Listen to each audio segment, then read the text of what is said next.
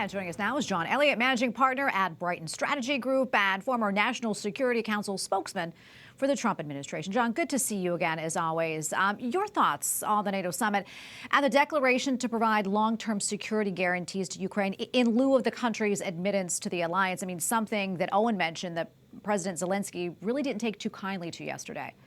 Indeed, Tracy. What happened at the summit is really kind of amazing because, as Owen pointed out, Zelenskyy just yesterday, he actually sent out a tweet saying it was absurd that there was no direct pathway to citizenship for Ukraine. And then clearly what happened was behind the scenes, somebody very high up, it was probably not Joe Biden, but it was really at the staff level. I'm sure they said, look, your principle, Zelenskyy needs to dial it back in a big way because we've provided now so many billions of dollars that even those who are really the hawks who really want to keep endless spending, and we can touch on that in a second, even those hawks were saying, help us help you. Those tweets saying this is absurd, it's almost like, look, you're somebody who's making unreasonable demands and that right now the tide is turning in terms of support for the endless war here, just like everything else. It used to be about 60%. Now it's down below 40% in terms of Americans who say this is a priority. So clearly when Zelenskyy seemed like he was demanding too much and using words like absurd, they were told that it better be all smiles today because otherwise you're going to be cutting off your own hand to spite your face. So anyway, that's what happened behind the scenes. So what you have is it was all smiles. You had Zelenskyy saying, great, even though there's no pathway to citizenship, he's getting his cluster munitions that was announced earlier about a week ago, and then now he has the funding going forward, but he has no commitment on NATO membership, and that is something that he really wanted going into this, and he's just not getting that right now. Yeah, and you know what, I'm going to jump off of that, John. Speaking of the cluster bombs, last week President Biden said in an interview with CNN that the U.S. is actually running low on our own ammunition stockpile after agreeing to send those controversial cluster bombs to Ukraine.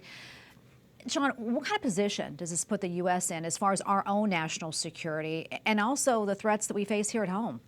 Well, look, a lot of us have been saying that everybody feels bad for the Ukraine people. This is something that Putin went in there and that he took a very aggressive move. He tried to take Kiev immediately, and this was a war of Putin's choosing. There was no provocation whatsoever by the Ukrainians.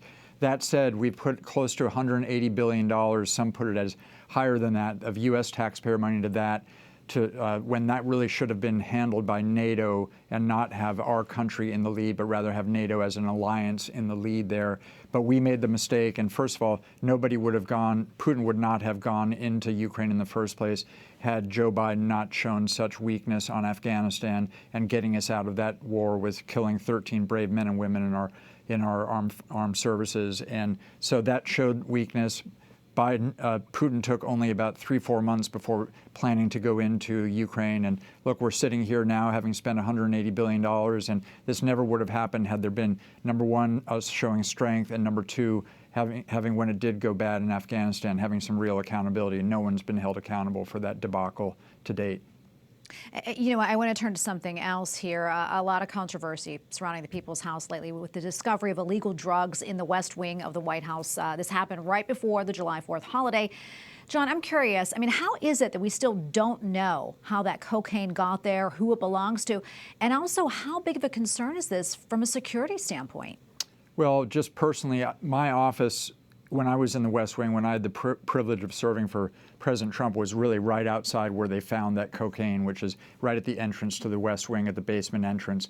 And I was literally, my office was right next door there. And so I trafficked through there a lot. This idea of it being a high traffic area is not true because the West Wing just is not a high traffic area, period. It's not like Union Station here in D.C. I mean, you really have, everyone is checked, everyone that goes through waves is allowed to come in only when they're checked out by the Secret Service. And also the Secret Service has cameras and logs to know exactly who came in, who came out. So it would only take them less than an hour really to find out what cubbyhole this was in, where it was found, whose it was, their fingerprints on there. So the fact that we haven't heard anything in a matter of a week now just is very suspicious, and there must be something behind that why they do not want to get that information out. They're doing a briefing tomorrow.